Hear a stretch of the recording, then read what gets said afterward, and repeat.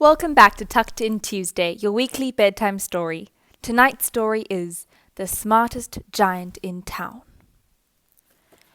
George was a giant, the scruffiest giant in town. He always wore the same pair of brown sandals and the same old patch-up gown. "I wish I wasn't the scruffiest giant in town," he said sadly. But one day, George noticed a new shop. It was full of smart clothes.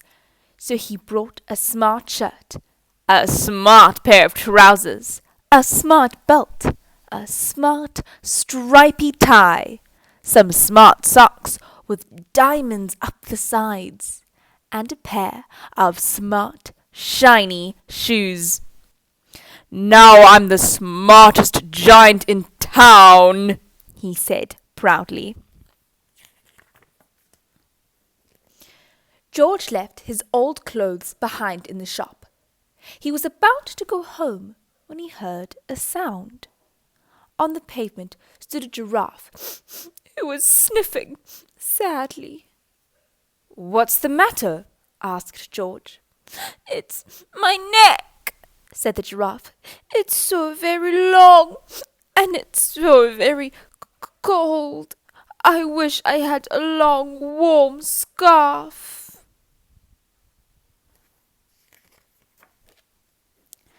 "Cheer up," said George, and took off his stripy tie.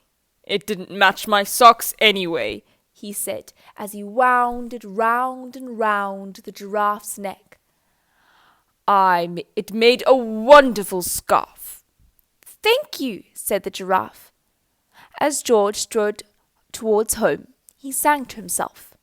"My tie's a scarf for a cold giraffe, but look me up and down. I'm the smartest giant in town." George came to a river on a boat, and stood a goat who was bleating loudly. "What's the matter?" asked George. "It's my sail," said the goat. "It blew away in a storm. I wish I had a strong new sail for my boat." "Cheer up," said George, and took off his new shirt. "It kept coming untucked anyway," he said, as he tied it to the mast of the goat's boat. It made a magnificent sail. "Thank you," said the goat. George strode on, singing to himself. "My tie's a scarf for a cold giraffe, my shirt's on a boat as a sail for a goat. But look me up and down, I'm the smartest giant in town." George came to a tiny ruined house. Besides the house stood a white mouse with lots of baby mice. They were all squeaking. "What's the matter?" asked George. "It's our house," squeaked the mother mouse. "It burnt down, and now we have nowhere to live. I wish we had a nice new house." "Cheer up," said George, and took off one of his shiny shoes. "It was giving me blisters anyway," he said, as the mouse and her tiny babies scrambled inside. The shoe made a perfect home for them. "Thank you," they squeaked. George had to hop along the road now, but he didn't mind.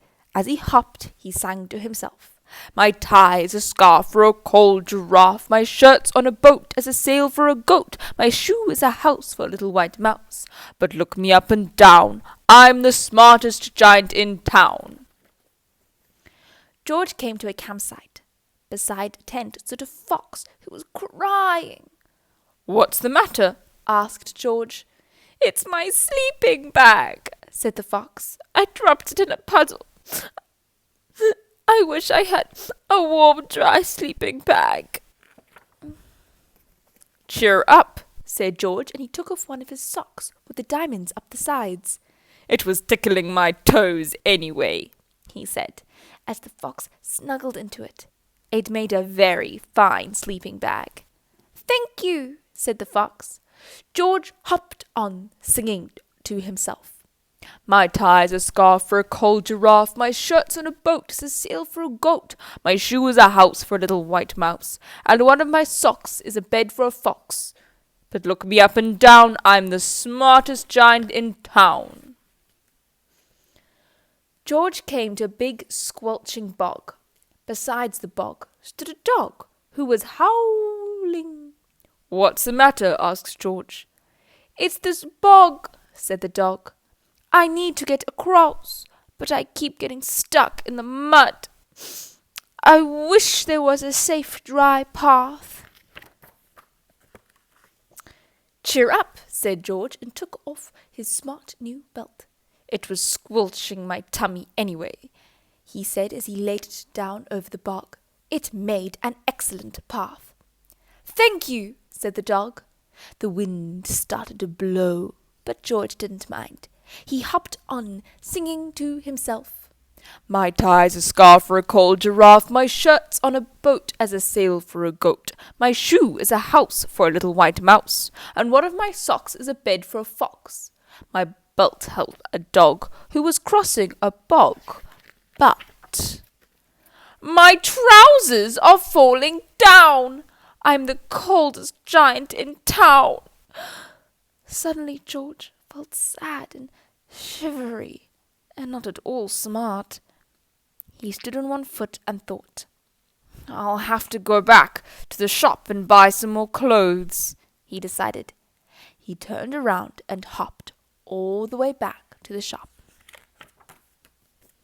But when he got there, it was closed.